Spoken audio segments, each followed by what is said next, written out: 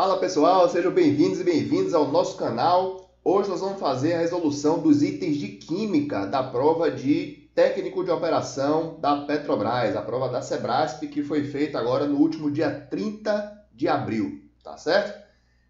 Antes de me apresentando, antes de começar a resolver, eu sou o professor Friedman, trabalho aqui com um curso voltado especificamente para a Petrobras, seja para engenharia de petróleo ou para técnico de operação. Então, se você almeja passar em um desses concursos, saiba que você está no lugar certo, já se inscreva aqui no canal para ficar sabendo das novidades e deixa o like aí no vídeo para dar aquela força, tá bom? Vamos lá então para a nossa resolução da prova dos itens de Química, tá? Da prova de técnico de operação para a Petrobras.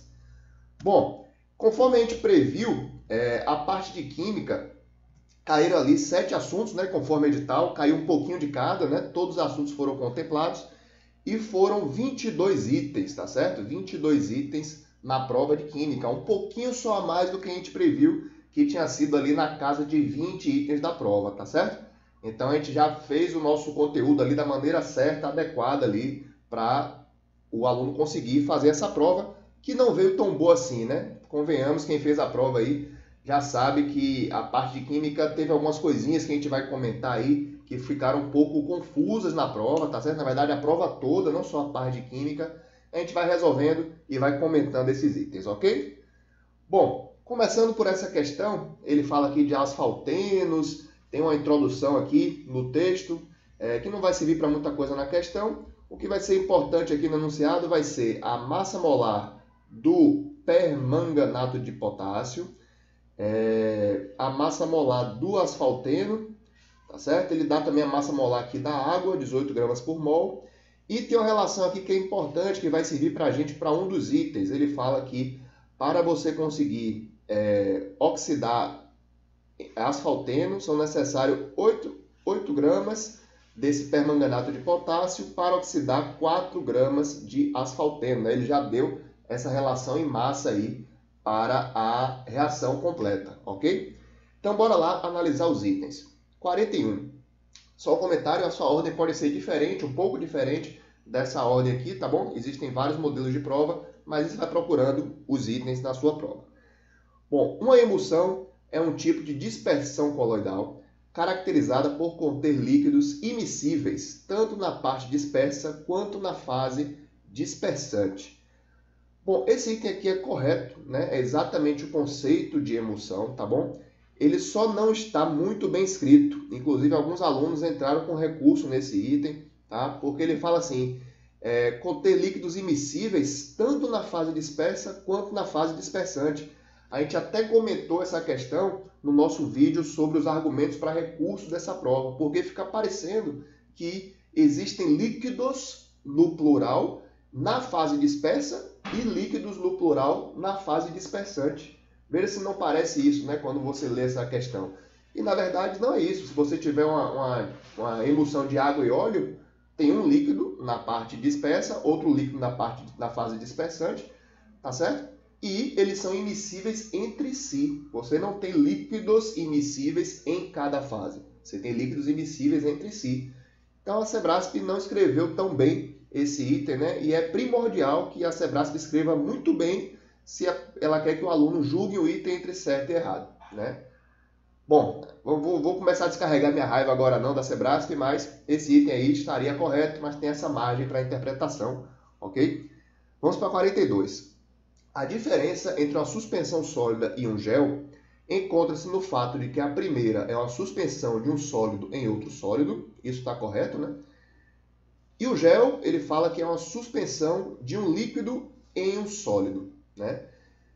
Bom, questão assim, um pouco chatinha que pega ali no detalhe, né? Um gel realmente é a fase dispersa, é um líquido, né? Que está ali em um sólido, tá certo? Só que não é uma suspensão, o erro é simplesmente esse, né?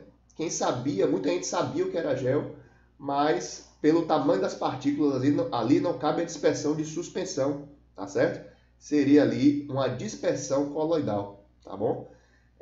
Então, esse seria o erro da questão, é um detalhezinho, né? É um detalhezinho, realmente vai ser uma questão que não vai separar o aluno que estudou do aluno que não estudou, né? É realmente na pegadinha ali que a Sebrasp trabalha muitas vezes, tá bom? 43, um item não problemático, né? Ele fala do efeito Tyndall e é exatamente isso, né? Efeito Tyndall, nada melhor do que alternativa para descrever o que ele é, né? Esse efeito aí da dispersão da luz em soluções aí em partículas coloidais, tá bom? Então esse item aqui está correto. E aí vem o item aqui para a gente fazer um pouquinho de conta, né?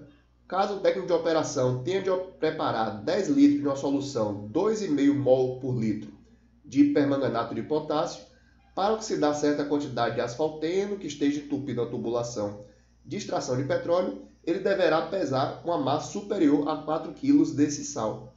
A gente só tem que ver, né? Em 10 litros de uma solução 2,5 mol por litro, qual vai ser a massa do permanganato de potássio, tá bom? Bom, aqui ó, se é 2,5 mol por litro e tem 10 litros, então o número de mols aqui vai ser 25, né? 25 mols de permanganato de potássio. E aí, para saber a massa equivalente a isso, eu simplesmente vou multiplicar, né? Ó, são 25 mols vezes a massa molar do permanganato de potássio, que foi dada aqui, ó, 158 gramas por mol. Tá certo? Eu vou multiplicar aqui 158 gramas por mol. E aí eu vou achar em gramas um número aproximadamente 3.900 e uns quebrados gramas. Tá certo? Então, não é superior a 4 quilos, né? É um pouco inferior a 4 quilos. Então, esse item aqui está errado. Ok? Aí teve mais itens ainda nesse enunciado, né? Se a gente precisar, a gente volta ali no slide anterior. Esse item do N-heptano foi um item ali de estequiometria, né? Mas também problemático. A gente colocou ali no nosso vídeo, que é uma questão, um item favorável a recurso, tá certo? Justamente pela confusão aqui do N-heptano. Ele fala que ele é líquido aqui na reação, né? O N-heptano na CNTP também é líquido. E a questão quer que você considere como gás, né? Isso não está claro. Como líquido não teria como fazer, porque não foi dada a densidade, tá certo? Mas é fato que é líquido, inclusive a reação aqui está dizendo isso, tá bom? Bastaria a Sebrasp dizer que a gente deve considerar um gás para esse cálculo, para que a questão não tivesse problema nenhum, mas tem essa questão aí, tá bom? Considerando que é um gás, como é que funciona a resolução dessa questão, né? Ele até fala, o volume de 1 mol de gás ideal na CNTP é 22,4 e eu tenho 44,8 litros de N-heptano. Isso é o dobro de 22,4, né? Se 1 mol ocupa esse volume, então 2 mols vão ocupar aqui 44,8, tá certo? Então eu tenho, ó, 2 mols ou 2 moles, né? 2 mols de N-heptano, C7H16. Tá bom? Pela reação aqui já balanceada, né? Ele vai querer perguntar quanto precisa de oxigênio. Ó, veja, 1 mol de N-heptano está para 11, né? É a proporção estequiométrica aqui da reação. Tá certo? Então aqui é N-heptano e aqui é O2. 1 mol está para 11. Então 2 mols vão estar para X, né? Esse X aqui vai ser 22, né? 22 mol de O2. Como O2 é um gás e cada mol ocupa 22,4, para saber o volume final tem que fazer o quê, né? Eu tenho que só multiplicar o 22 mols vezes o volume de 1 mol, que é 22,4. Isso aqui vai dar 492 e uns quebrado litro, tá bom?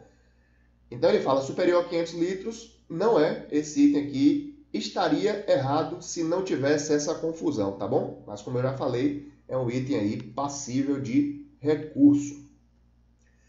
Vamos lá fazer o 46. Ele fala, ó, para a oxidação de 1 mol de asfalteno, é necessária a quantidade de matéria de permanganato de potássio superior a 11 mol. E aí a gente vai ter que usar aquela relação lá, né? Aquela relação que ele deu aqui no slide anterior. 8 gramas de permanganato de potássio para cada 4 gramas de asfalteno. Tá certo? Como é que a gente vai fazer aí? Transformar essa relação que ele deu em massa, né? 8 gramas para 4 gramas, para a relação em mol, tá certo? O que é que eu tenho que fazer? Eu tenho que pegar ali, ó, vamos ver direitinho, 4 gramas de asfalteno, né? 4 gramas de asfalteno. E ele fala que a massa molecular aqui do asfalteno é 900 gramas por mol, né?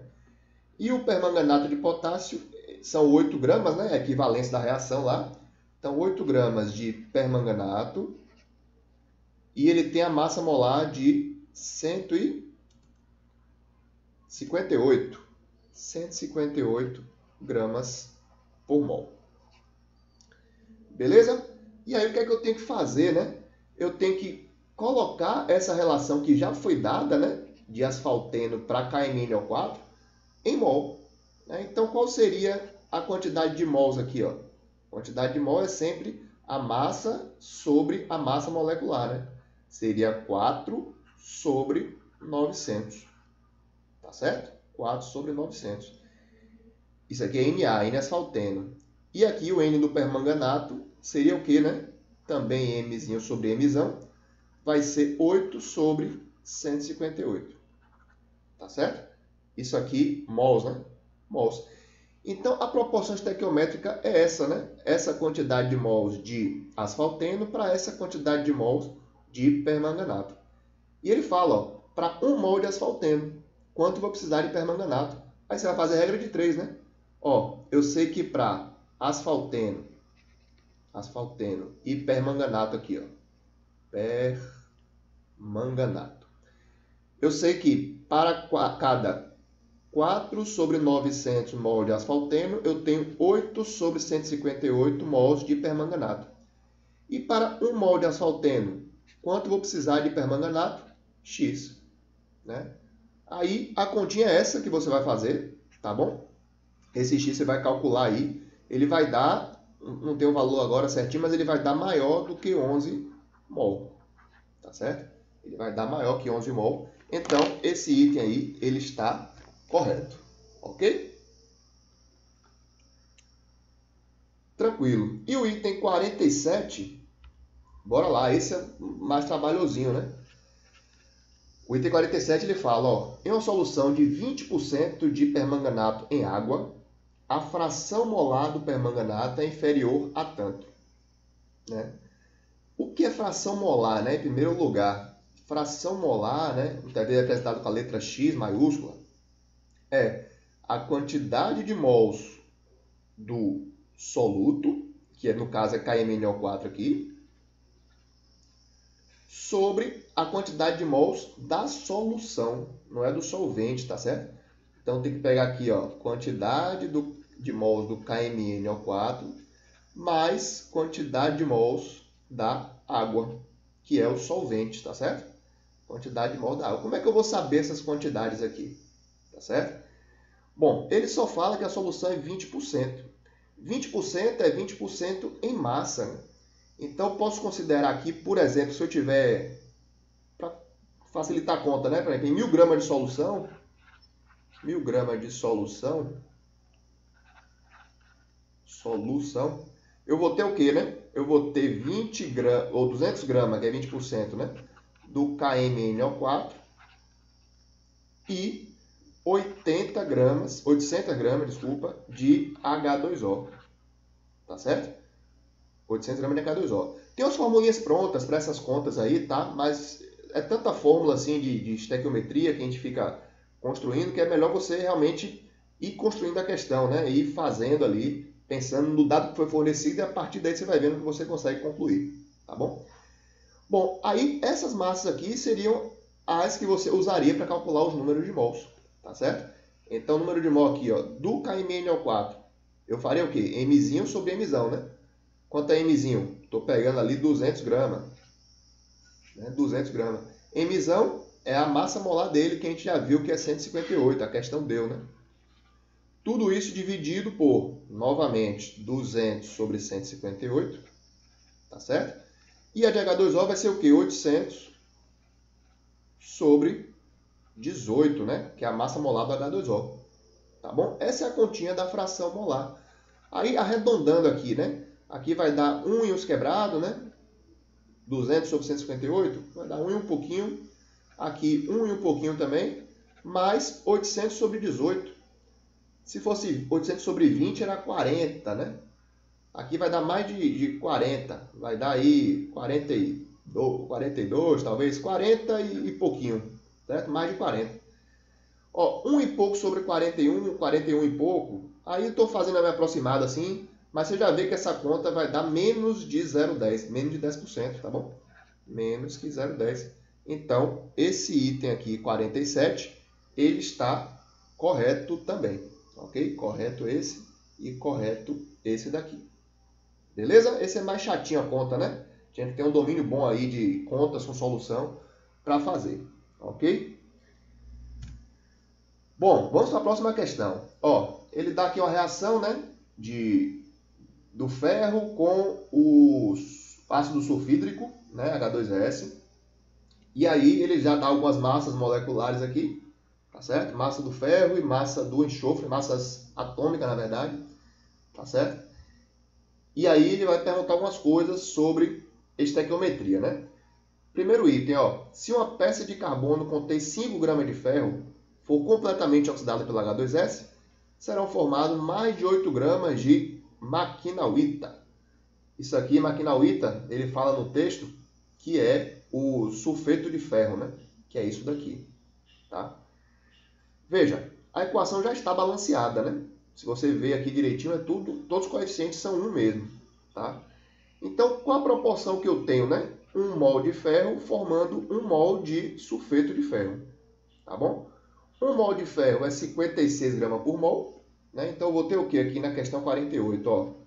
Eu vou ter 56 gramas de ferro formam quanto de maquinauita?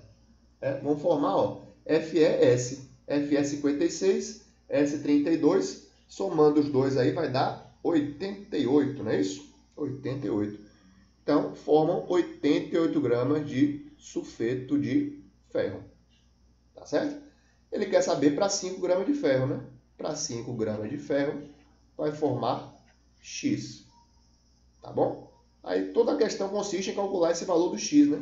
O X vai ser aí 88 vezes 5 sobre 56, né? Esse número aqui, vou ter que fazer a conta, eu não lembro aqui o resultado agora, vou fazer aqui rapidinho, 440 sobre 56, né?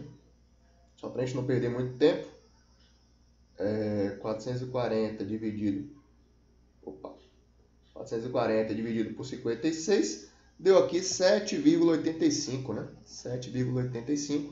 Então, esse item aqui está errado, né? Não é maior do que 8 gramas de maquinauita. Tá certo? Item errado. Próximo item, o 49. Os números de oxidação do ferro nas espécies Fe e FeS são, respectivamente, 0 e mais 2. Qualquer substância pura tem NOx de 0, né? Qualquer átomo puro, né? Não substância pura, qualquer átomo puro tem ali o NOx 0, a não ser que ele tenha uma carguinha aqui especificada, né? E sulfeto de ferro é exatamente, né, o sulfeto aqui é da família 6A, né, da tabela periódica, ele é menos 2, né? E o ferro vai ser mais 2, então esse item aqui está correto, ok? Item 50, ó, conforme a definição de Bronsted-Lowry, um ácido, tal como H2S, é uma espécie que libera íons H+ em solução aquosa. Essa não é a definição desse cara aqui, que eu não vou falar o nome de novo para não passar vergonha. É a definição de Arrhenius, tá certo? Definição de Arrhenius são substâncias que liberam H+ em solução aquosa, tá bom? Então, esse item aqui está errado. 51. Ó, na reação apresentada no texto, o H2S é um agente oxidante. O que é um agente oxidante numa reação de oxirredução como essa, né? É um agente que faz o outro elemento se oxidar. E, de fato, isso acontece com o ferro, né? O ferro tem seu NOx 0 e aumenta para mais 2. Se aumenta o NOx, quer dizer que ele se oxida, tá certo? Ele se oxida, não precisa ter oxigênio. Basta aumentar o NOx e você já tem a oxidação do elemento. Então, de fato, o H2S é sim o agente oxidante, tá certo? E essa aqui, ó, é uma questão de produto-solubilidade, né? Uma questão interessante aí. Ele fala ó, que considere que para a reação de ionização do sulfeto de ferro aí, né? A constante do KPS seja isso aqui. Tá certo? O que é o KPS, né? Vamos aqui ver a 52. Ó. O KPS ele vai ser o quê, né? Ele é o produto das duas concentrações. Então, do Fe2+, vezes a concentração do sulfeto, menos 2. Tá bom? Esse produto vai ser 2,56 vezes 10 a menos 18. Beleza? E aí ele fala, né, quando o equilíbrio for alcançado, a solubilidade do FeS será inferior a tanto. Tá bom? Bom, o que é que a gente pode tirar aqui do KPS, né? Nesse caso de ionização, como os dois vieram do mesmo composto, tá, a gente pode considerar que esses dois números aqui são iguais. A concentração do Fe é igual à concentração do S. Então isso aqui seria x, né? X e x. A equação fica assim, ó, x ao quadrado igual a 2,56 vezes 10 a menos 18. Tirando a raiz dos dois lados, né? Raiz de 2,56. É só lembrar de 256, né? Que é 16 ao quadrado. Fica 1,6 vezes, isso aqui divide por 2 expoente, 10 a menos 9, o que, né? Mol por litro. Tá bom? KPS é em mol por litro. Tá certo? E aí ele quer saber, ó, a solubilidade, né? Quanto que a gente consegue dissolver do FeS, tá bom? Ou seja, que quantidade eu consigo dissolver? Essa aqui, né? Essa aqui em mols, em 1 litro de água, tá certo? De solução, na verdade. Eu consigo dissolver essa quantidade de mols. Quanto isso equivale em massa de sulfeto de ferro? Né? Então, basta eu fazer aquela continha, né? A massa de FeS, né? Vai ser o quê? A quantidade de mols, né? Em 1 litro no caso, vezes a massa molecular. Tá bom?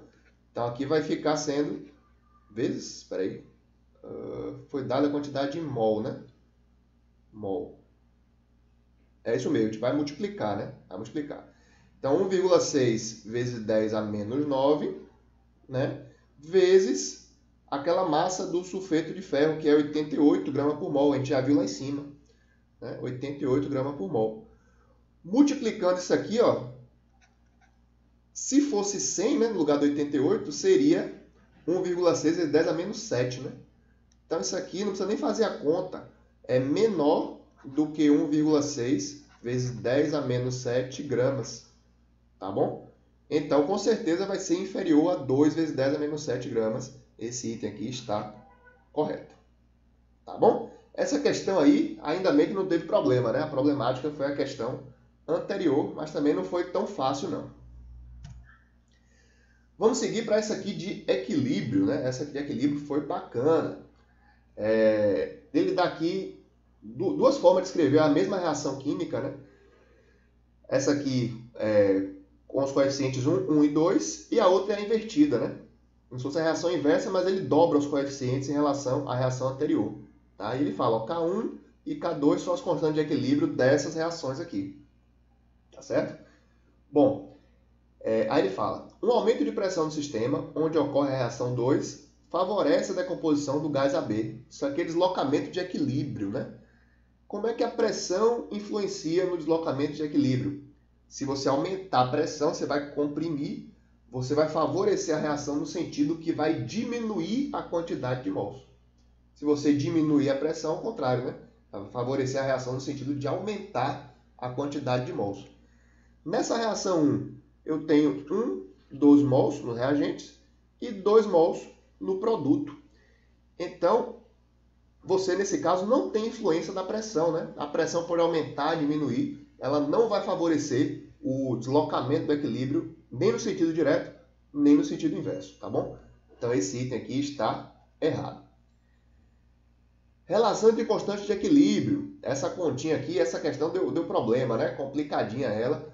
Mas a constante de equilíbrio, ó, K1, se a gente escrever a expressão de K1 na questão 54 aqui, K1 vai ser, né? Concentração de AB elevado ao coeficiente, né? Ao quadrado, sobre concentração de A2 vezes concentração de B2, elevado a 1 mesmo, né? Que o expoente é 1. E o K2? O K2 é o contrário, né? Produto, aqui primeiro, então A2 e B2, só que o coeficiente ali é 2, né? Então tem que estar ao quadrado aqui, sobre coeficiente de AB elevado à quarta, né? Se você olhar, ó, K2, ele é como se fosse a inversão de K1, né? Ao contrário, elevado ao quadrado, todos os termos elevados ao quadrado. Então, a gente pode escrever o K2 exatamente como a questão está dizendo. Ó. Ele é o inverso de K1, né? 1 sobre K1 elevado ao quadrado. Isso é o mesmo que K1 elevado a menos 2, tá bom? Então, esse item aqui foi complicadinho, mas é o item que está correto, tá bom? Bom, a essa aqui, 55, ela relaciona KC e KP. Ele fala aqui, né? Da constante universal dos gases e tal.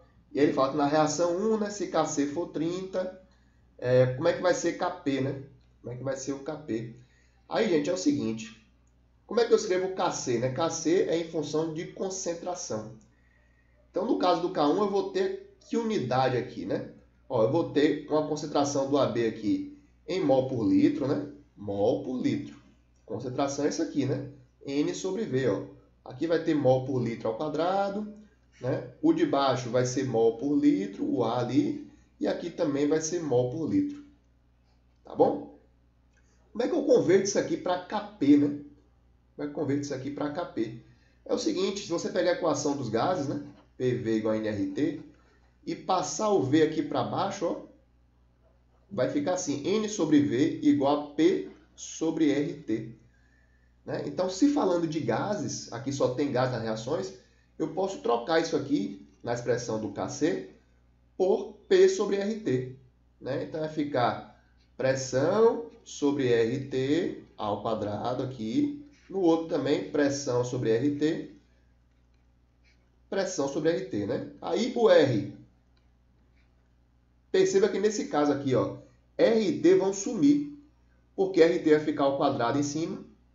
Aqui vai ficar o quadrado embaixo também. Né? Você não vai precisar do valor do R para esse caso, porque o número de mols em cima, 2 ali, o expoente, né? É igual ao número de mols embaixo, tá bom? Tem que ter essa condição para você poder cortar o RT, senão você não corta. Tá bom? Então, cortando aí os RTs, né? Nesse caso você corta, você fica, né, com a pressão do AB ao quadrado, pressão do A2 ao quadrado, vezes pressão do B2 ao quadrado. Né? Isso aqui é exatamente o Kp. Né? Nesse caso aqui, o Kc ele é igual ao Kp, porque você tem essa equivalência de número de mols no produto e no reagente, tá bom? Podia ser que não cortasse esse RT aqui, ia ter um Rzinho, um T de diferença para você estar colocando ali na fórmula para converter um no outro, tá bom? Nem sempre é igual. Nesse caso é igual, então esse item aqui está errado. Beleza? E a questão 56, a gente tem aqui, ó, reação 1, recipiente fechado de 2 litros, na temperatura tal, o equilíbrio foi atingido com 1 mol de A2, 2,10 mol de B2 e pau de AB. Tá certo? E aí ele fala, né, se aumentar para T2 e nessa T2 muda a constante de equilíbrio para 40, qual o sentido que vai favorecer? É isso que ele está perguntando. Né? Então, se a gente pegar aqui a reação 1, né, e a expressão do K1, como é que fica? Ó, o K1, ele é concentração do AB ao quadrado, né? Então, vou procurar aqui, concentração do AB é 4 vezes 10 a menos 2. Eu não vou botar o 10 a menos 2 porque vai acabar cortando, tá? Para a gente simplificar um pouquinho aqui. Então, vai ficar 4 ao quadrado. A do A2 é 1, né? Não vou botar o 10 a menos 2. E do B2 é 2. Nosso K nessa situação aqui está assim, 16 sobre 2, que é 8. Tá certo? Então, nessa temperatura T1, pelos dados que ele deu aqui, aliás, até tem que atentar aqui que tem que dividir por 2, né? Que não é mol, é em mol por litro. Tá bom? Mas vai acabar cortando também. Vai ficar tudo sobre 2 litros, né? Tudo sobre 2 litros e vai acabar cortando. Mas deixa eu botar isso aqui que é importante para a gente chamar a atenção, né? São 4 sobre 2 aqui é 1 sobre 2 e aqui é 2 sobre 2. Tá bom? Mas essa conta do mesmo jeito vai dar 8. Tá certo? E aí pronto, ele fala que se na T2 o K aumentar para 40, sempre que você aumenta o valor de K, você está dizendo que vai ter mais AB, né? Vai aumentar a quantidade de AB em relação à quantidade de A2 e B2. Ou seja, você favorece a reação no sentido direto, sentido de formação dos produtos, consumo dos reagentes e formação dos produtos, tá bom? Então, a reação favorecida seria a direta, né? Direta para a formação de AB. Esse item aqui está errado. Tá ok? Beleza, vamos para a próxima questão teórica aí. Essa questão está errada porque não é o modelo de Dalton, né? Essa descrição aí casa certinha com o modelo do pudim de passas, né? O modelo aí do nosso amigo Thomson. E aí eu não sei como é que escreve, se é com M, com N. Alguém bota aí nos comentários depois, tá? Mas é modelo de Thomson, tá bom? Modelo de pudim de passas, não é Dalton, item errado. Essa foi rapidinha. Vamos lá, faltam 5 questões. Sobre química orgânica, ele fala aqui, ó, os hidrocarbonetos são compostos que contêm apenas carbono e hidrogênio em sua composição. Até aí tudo certo. O hidrocarboneto mais simples é o metano, uma substância que está presente no gás natural, correto? Usado como combustível, cuja fórmula é CH4. Metano é CH4, né? Sendo suas moléculas tetraédricas, isso aqui é verdade, mas o edital não fala em geometria molecular, né? Então, daria para entrar com recurso nessa questão também, por esse problema, tá? Não cai no edital. Com os 4 átomos de hidrogênio em torno do átomo de carbono e ligados a eles por ligações simples. Isso aqui está perfeitamente correto, esse item, tá bom? Polímeros são substâncias com moléculas grandes, cujas cadeias são formadas por unidades repetitivas de moléculas pequenas, conhecidas como monômeros, ligados entre si por covalência. Item correto também, não tem erro, tá? E os alcanos são hidrocarbonetos que apresentam a fórmula geral CnH4n. Aí acabou, né? Isso aqui, leu aqui, já está errado. Alcano é CnH2n mais 2, né? Isso aqui é importantíssimo saber para fazer uma prova que tem orgânica, tá bom? Então não precisa nem ler o resto, esse item aqui está errado. Beleza? E as duas últimas questões, falando de termoquímica, né? Então veja que ele varreu todo o edital aí nas questões. Ele fala: a combustão é a reação química em que a substância simples ou composto queima na presença de oxigênio, produzindo CO2 e H2O. Só aí já está errado, né? Você não necessariamente tem que produzir CO2 e H2O. Você pode ter uma combustão incompleta, produzindo, por exemplo, CO mais H2O, monóxido de carbono, né? Você pode produzir C mais H2O também, carbono ali, fuligem, né? E aí pode ser uma combustão incompleta. Só se fosse combustão completa que a gente necessariamente formaria esses aqui, se fosse a queima de alguma substância orgânica, né, com carbono, tá bom? Então isso está errado, isso aqui também, né? Somente substâncias orgânicas sofrem combustão. Isso não está certo. Tem várias substâncias, né, que podem ter combustão. Amônia, por exemplo, né? Amônia tem processo dela de combustão, né? Não está balanceado aqui, tá certo? Mas existe essa reação e várias outras substâncias, né, têm aí a sua combustão. Basta que você tenha uma oxirredução, uma reação de oxirredução exotérmica, que você já tem caracterizada uma combustão, tá certo? Então esse item aqui está errado por 2 motivos, item incorreto. E esse aqui, ó, a termoquímica é o ramo da química que estuda os calores de reações e assuntos relacionados. As reações químicas endotérmicas ocorrem com libertação de calor. Acabou, né? Não precisa ler mais o resto. Endotérmica é absorção de calor. Exotérmica, que é liberação, né? Ou libertação, como ele escreveu aí, de calor. Esse item também está errado. Ok? Aqui no canal você vai conferir também vídeos aí de resolução das outras partes da prova, né? De física, de assuntos técnicos, tá bom? A gente vai disponibilizar isso aí para vocês. E no mais é isso. Se você gostou do conteúdo, né, obrigado pela atenção até aqui. Se inscreva aí no canal, deixe seu like para fortalecer, tá bom? E siga a gente aí pelo Instagram, pelo YouTube, para ficar ligado em qualquer novidade nossa em relação à preparação aí para concursos Petrobras ou similares, tá bom?